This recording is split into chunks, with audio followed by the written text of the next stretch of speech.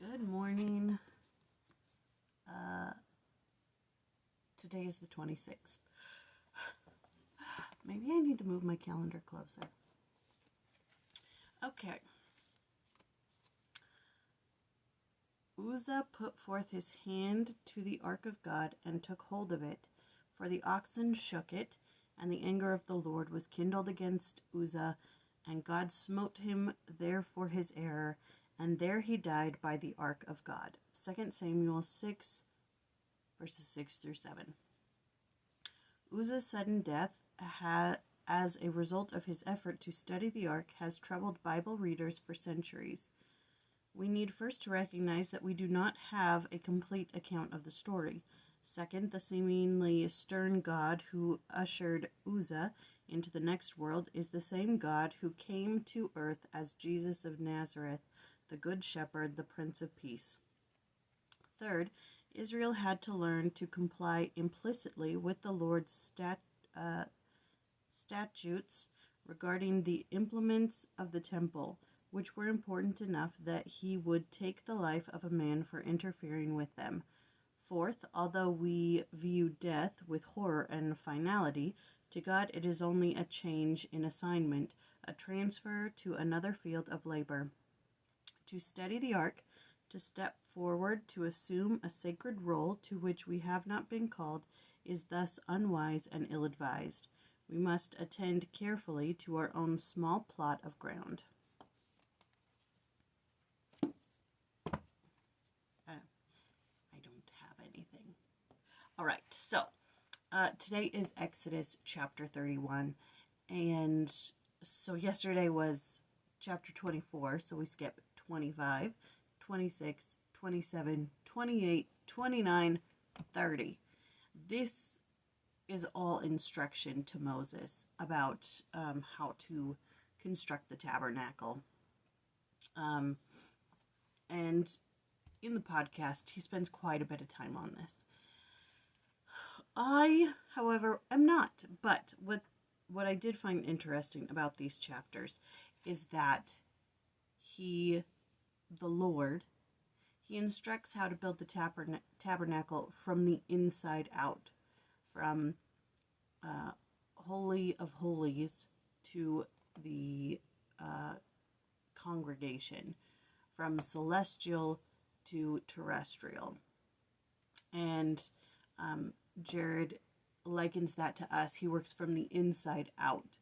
He doesn't, it's not, what is it? The curtains on the inside are supposed to be these beautiful curtains, these red and purple and blue colors, and, the finest, this and that. And then the outside of it is just supposed to be like this basic, not burlap sack, but almost, just the very basic. So when thinking about ourselves and what's important to him, it's not the outside working in, it's the inside working out, and how all the beautiful things are supposed to be on the inside, and how the outside's supposed to just be plain, just kind of blend in with the world, but the inside's supposed to be this royal, beautiful, glorious thing.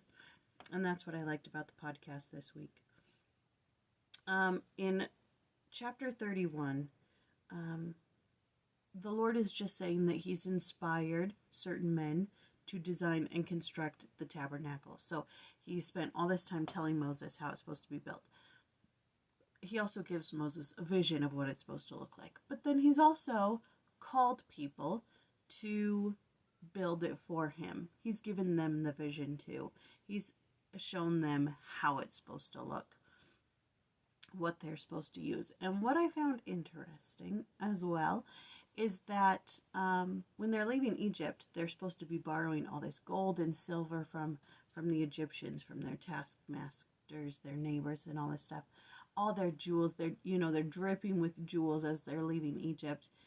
And they just kind of keep wearing them.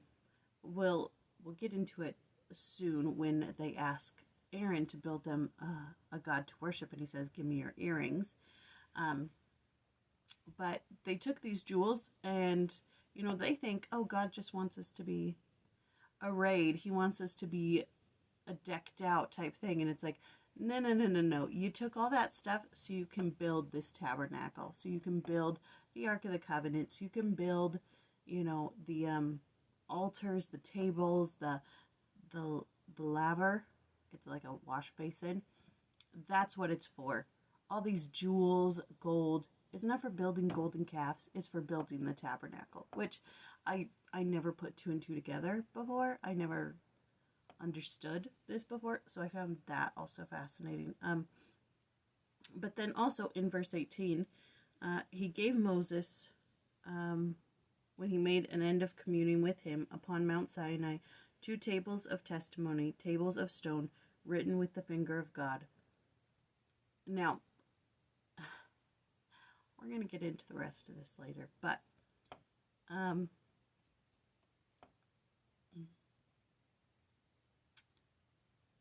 don't know if I have anything else.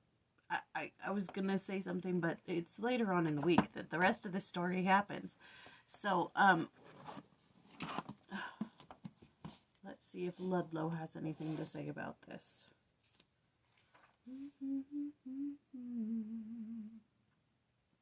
Nope. Nothing in 31. That's extremely helpful.